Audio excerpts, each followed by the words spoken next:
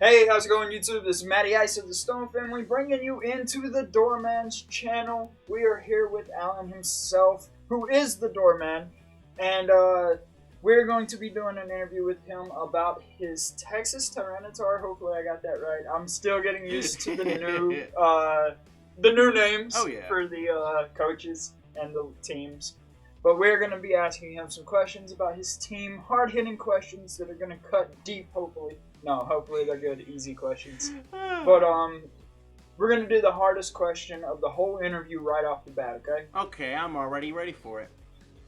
How are you doing today? I am doing decently well. Today is my first day off in the last 14 days of work, so I'm actually able to get stuff done for YouTube because if people on the channel know of, and you might know of as well, I work at the House of the Buff Pancakes. Ooh. And with the holidays coming up, I've had to work every single day, plus a couple doubles on the holidays themselves. So I'm actually glad to have a day off and actually be able to get stuff done. Right. Mm-hmm. Right. That makes sense. That makes perfect sense. I like it. You said pancakes? No, I'm hungry.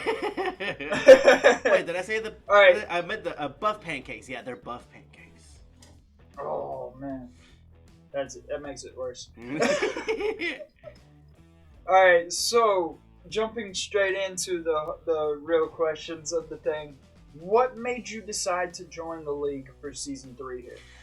I was already watching y'all because of game reviews on Season 1 and then Season 2, and I remember messaging him about whenever openings would be open, and I wanted to at first, but at the same time I didn't because I've never really done competitive. But then whenever you were like, hey, I still got 1 or 2 spots, I'm like, won't be hurt to message you real quick. So that's whenever I messaged you, and then at first you're like, well, somebody has a spot open maybe next season. I'm like, hey, that's all good with me. But then you messaged me back saying, hey, they dropped out, you're in. I'm like, cool, this is cool for me. Yeah, it was actually Gingy. You took his spot when he dropped out before, because he was going to be in this season, and you took his spot. Oof. So I'm so sorry, Master Gingy. Yeah, hopefully Gingy can join the league eventually, but we understand life. Oh, yeah. We are happy to have you here regardless because I'm looking forward to what you've got. Like I said, for me, I've never done competitive battling, not like this, so this is definitely an out-of-branch thing for me, and I'm hoping I can do decent at it. Yeah. Hey, I'm hoping you do well, too. I hope everyone does well. I'm looking forward to this whole season. So what was the origin of your team's name? Where did it come from?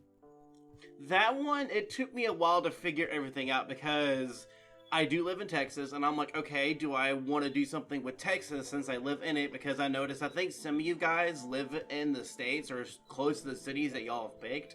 And so I'm like, do I want to do something like that? Or do I want to stick with the Pichu Hawaiian theme? And I thought about doing that too. I thought about naming myself the Alolan Pichus. Because I have the ukulele Pichu and everything as my mascot, and after a while talking to everybody, I'm like, well, let me look back some of my old pictures and stuff. I found my very first mascot for the channel. That's what the Tyranitar was. It was a Shadow Tyranitar after Coliseum. That's dope. I like that. And so I went back in the picture, I cut him out, and then I made the Texas Tyranitar. Because I also wanted to do either Texas Tyranitar, or Texas Tyrantrums, or the Texas Bouffalance. So once I eventually set it on the Texas part, I was looking for something. Yeah. And I like it because I was able to bring him back up from the grave, basically. Yeah, to be able to go back into your own history and be like, all right, we're going to bring something back from my past and use it again. That's really cool. I like the origin of your team name. Yeah. I like that. All right, so did coming up with your team name and getting your logo made make you more excited to participate in Season 3? Definitely getting the team name and getting it all made up. The logo, not so much because I was once it all clicked, it was very easy for me to figure out just the color scheme a little bit. But definitely figuring out the team name made me more excited than anything. There you go. I like it. I like it. I can't wait to see what your team does. So with us inching ever closer to the start of the season, which we've actually got 3.5 weeks to go, but with us getting a little bit closer to the season, what's actually going through your head right now as you prepare for the season? Honestly, with preparing everything, I'm stuck trying to either prep for one battle at a time or go ahead and look at all of the schedules and start prepping for every single battle.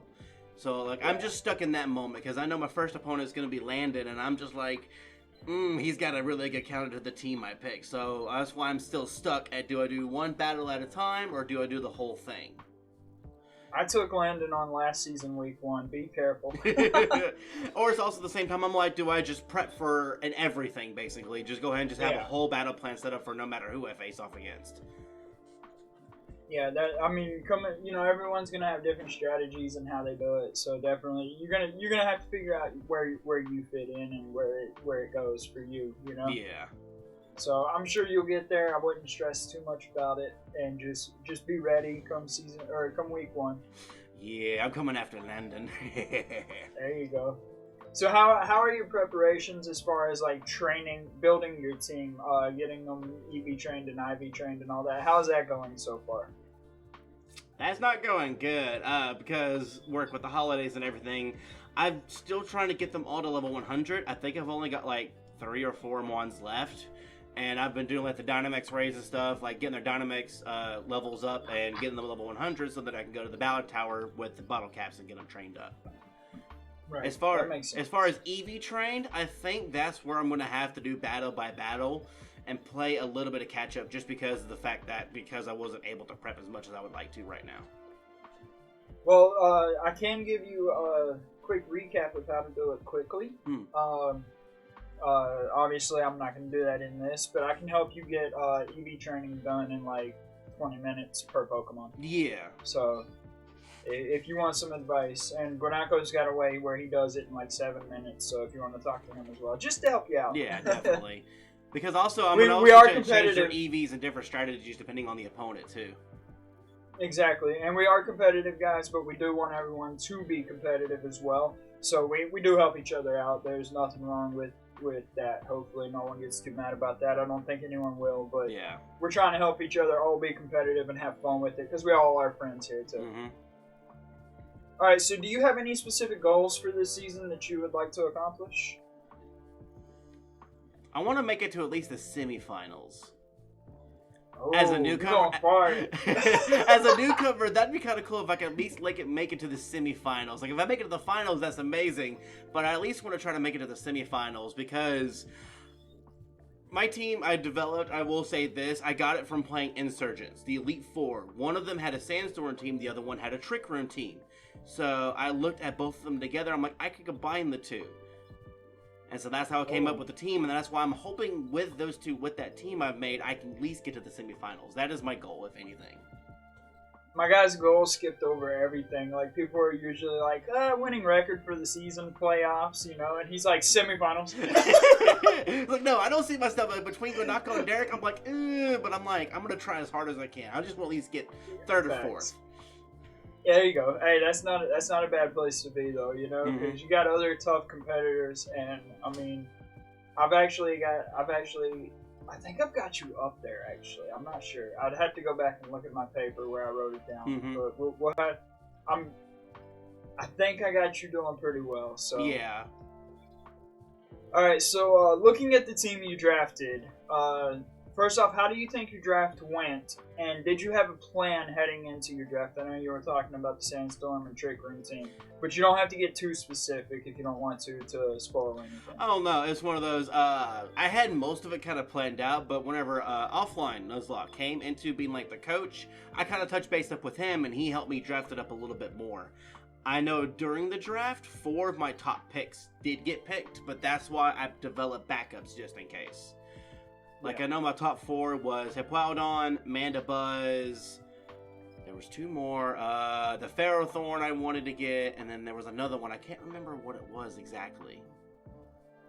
I'll probably remember by the time of the end of this, but, like, those were, like, I know the big 3 there, but I know for Ferrothorn, I had a Scavalier, like, right behind him. The Hippowdon kind of hit me a little hard, but I'm like, I got Sandaconda, and so I'm glad I got him, and then for the Mandibuzz, I got the Heliolisk, which still works. Everything still works well together.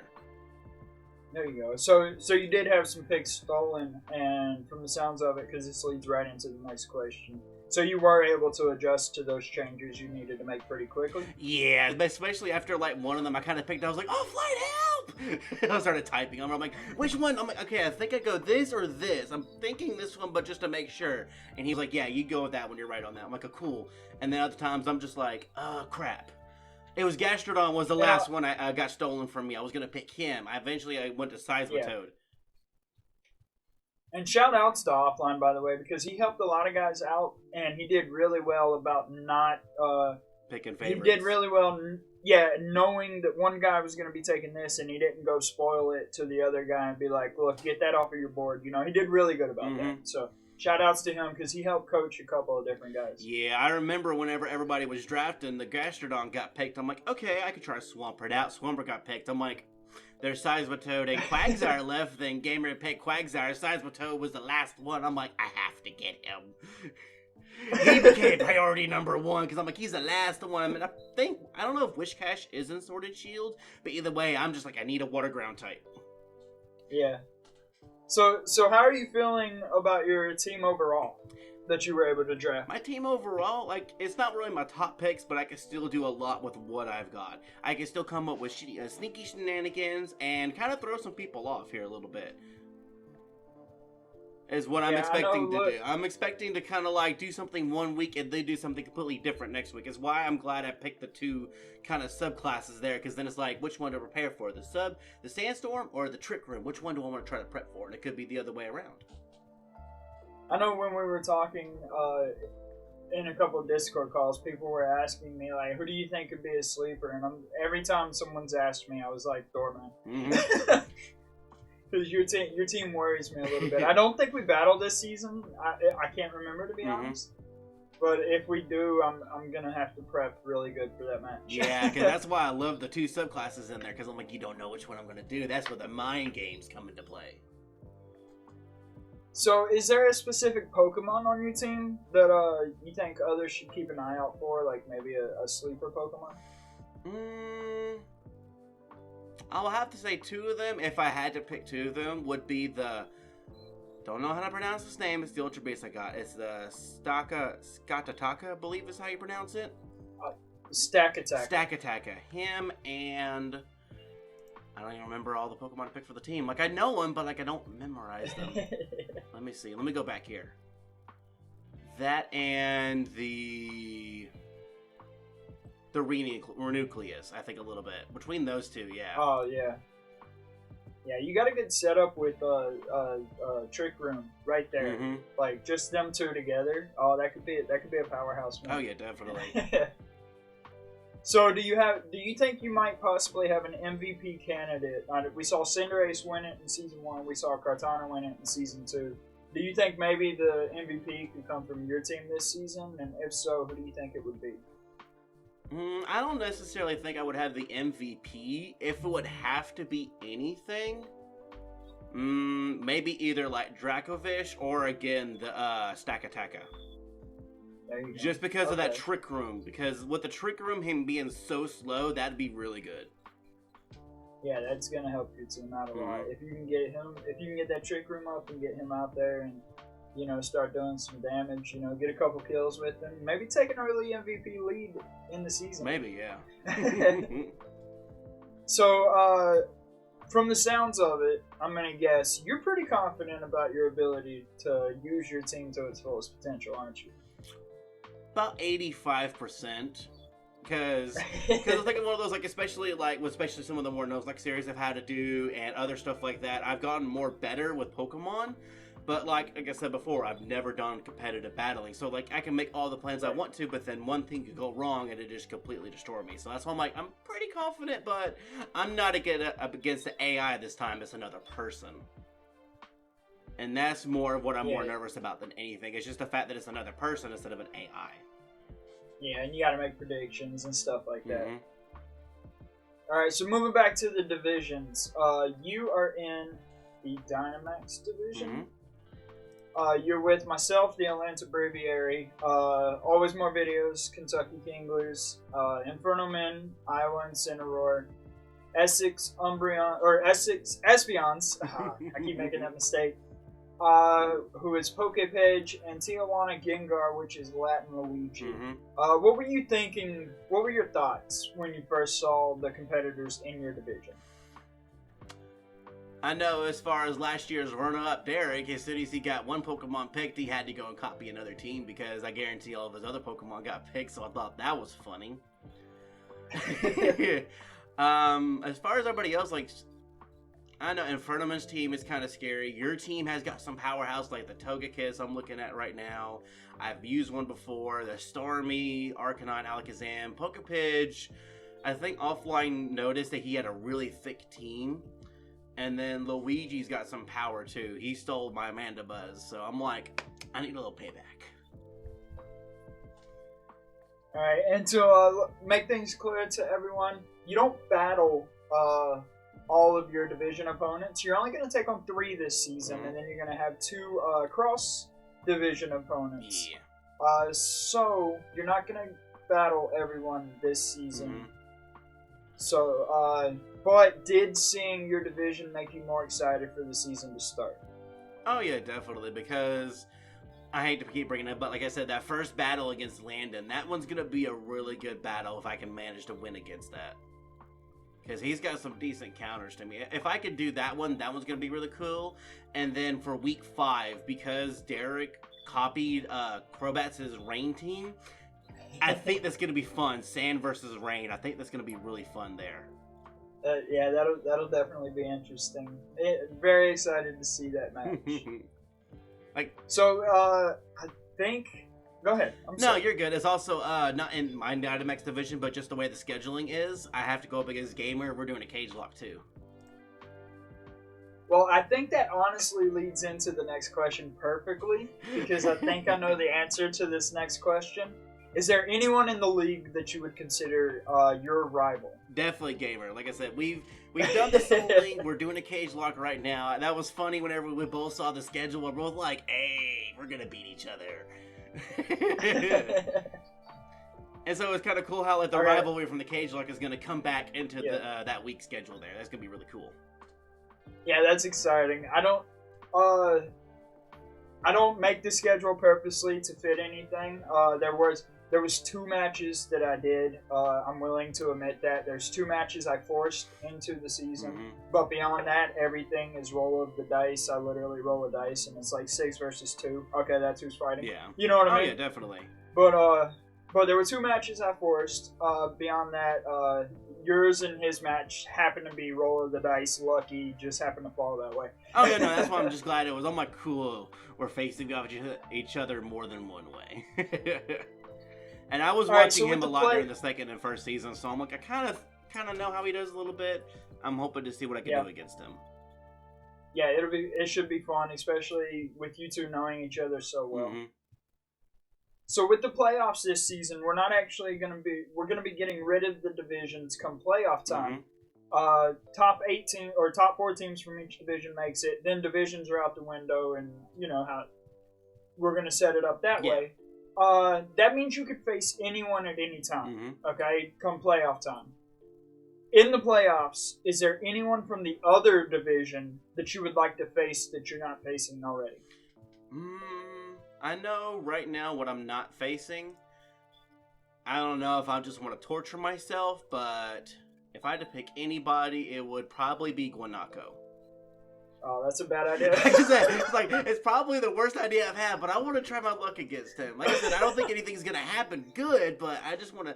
That's who I want to battle if in the playoffs I'm able to. I would like to battle him more than anybody. Alan's over here like, I want to make the semifinals against Guanako. Yes! After that, I know I'm not going to make the finals because I'm fighting Guanako, but at least I completed my goal. Oh, yeah, definitely. It's like, me and Guanako, semifinals, and he could go into the finals if he does win. If I win, I'd be like, hey, I could maybe get a shot at this. Yo, let's go. I hope it happens. That'd be cool to see. Oh, yeah, definitely. That'd be really cool. Alright, so looking at the division, or looking at the whole league, okay, or each division, which team from each division do you think is the most dangerous? If you could, please don't include your own, though. No, you're good. I'm looking at the Mega Vision right now. Let me see here. I'm just looking at everybody. Little bit of Yeltneb, because I would have to force to be like more Trick Room, because he's got a lot of Pokemon that would be able to counter my Sandstorm team really well.